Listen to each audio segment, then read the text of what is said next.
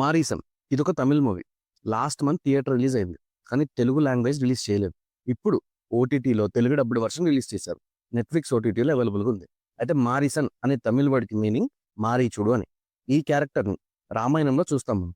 So, ఇంకా ఎవరి మారీసన్ అని తెలుసుకునే ముందు మన ఛానల్‌ని ఇంకా సబ్స్క్రైబ్ చేసుకోకపోతే ఇప్పుడే సబ్స్క్రైబ్ చేసుకోండి. దయ ఒక చిన్న థీఫ్, దొంగ. మూవీ స్టార్టింగ్ సీన్ ఏంటంటే దయాని జైలు నుంచి రిలీజ్ చేస్తారు. ఇక జైలు నుంచి బయటకొచ్చిన దయ మళ్ళీ అదే పని చేయడం స్టార్ట్ చేస్తాడు. అలా ఒక రోజు నైట్ ఒక ఇంటికి దొంగతనానికి వెళ్తాడు. అలా వెళ్ళిన దయాకి అక్కడ ఒక సర్ప్రైజ్ వెయిట్ చేస్తా ఉంటుంది. Unexpected surprise.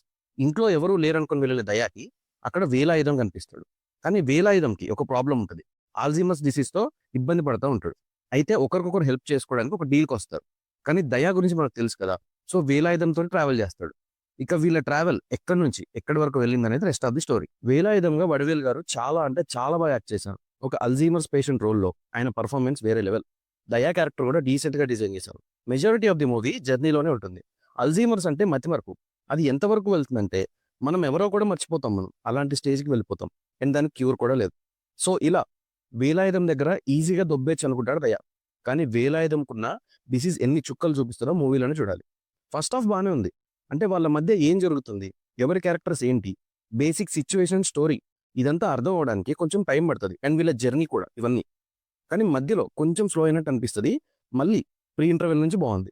అయితే సెకండ్ హాఫ్‌లోనే అసలు స్టోరీ ఉంటుంది. వేలాయుధం ఫ్లాష్‌బ్యాక్ ఏంటి? ఫ్యామిలీ ఏంటి? ఇవన్నీ సెకండ్ హాఫ్‌లోనే ఉంటాయి. ఒక సిట్యుయేషన్ తర్వాత మూవీ కొంచెం ప్రెడిక్టబుల్‌గా అయిపోతుంది. అలా అని బాలేదా అంటే అలా కాదు.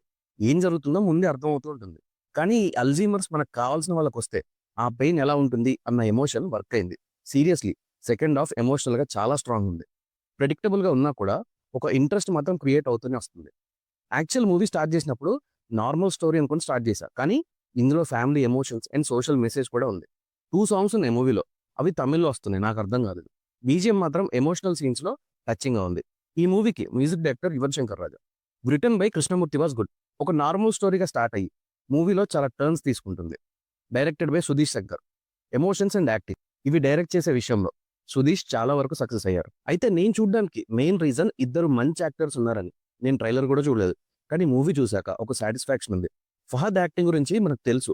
ఇక్కడ కూడా మంచి పర్ఫార్మెన్స్ ఇచ్చారు. సర్ప్రైజింగ్‌గా మూవీలో కోవై సరళ గారు కూడా ఉన్నారు. కానీ పెద్ద రోల్ ఏం కాదు. జస్ట్ అలా కాసేపు ఉంటారు. The show stealer is Vadivelu గారు. ఆయనని ఫుల్ లెంగ్త్ మూవీస్‌లో చూసి చాలా రోజులు అవుతుంది అని స్టార్ట్ చేశా. కానీ ఆయన యాక్టింగ్ చూసాక చాలా సాటిస్ఫాక్షన్ ఉంది. నా వరకు మూవీ ఎలా ఉందంటే నచ్చింది. ఒకసారి ట్రై చేయొచ్చు. ప్రెడిక్టబుల్‌గా ఉంటుంది. కానీ వెయిట్ చేస్తే మూవీ కంప్లీట్ అయ్యేసరికి మనకు నచ్చుతుంది. ఇంట్రెస్ట్ ఉంటే ట్రై చేయండి. నెట్‌ఫ్లిక్స్‌లో తెలుగులో అవైలబుల్‌గా ఉంది. నా రివ్యూ నచ్చితే సబ్స్క్రైబ్ చేసుకోండి. Thanks for watching.